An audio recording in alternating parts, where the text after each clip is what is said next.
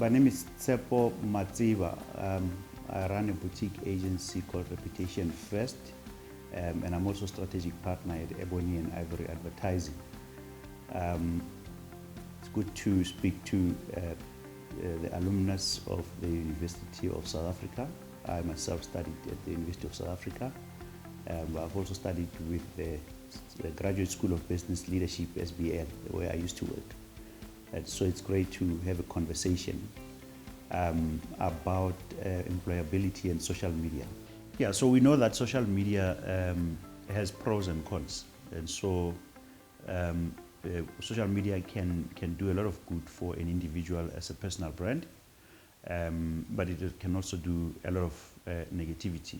It leads us to the question, what type of digital footprint do you want to leave behind you, and what type of legacy do you leave behind you when as you grow in your career and as you attempt to dial up? So one of the things that we closely watch beyond the positives, one of the crucial things that we observe in the world of social media is how you conduct yourself when you are sitting at a bar and the conversations that you are having with individuals, because at any given point in time you could say something that somebody is recording without your knowledge, and they publish that content on YouTube, Facebook, or Twitter, or indeed even Instagram to these days.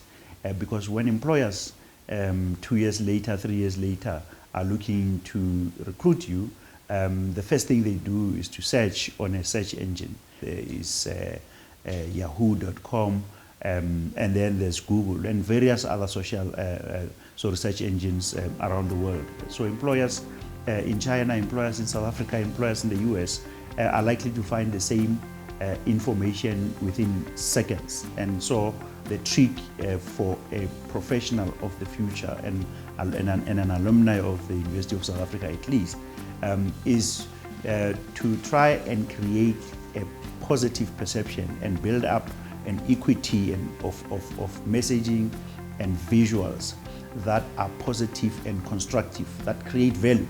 And that means that you avoid things that have to do with a few things that are very sensitive. Topics such as religion are very, very sensitive. Sexism are very sensitive. Gender-based violence, very sensitive. And anything to do with politics usually lands you in trouble at some point in your career, unless you are invested in a career in politics.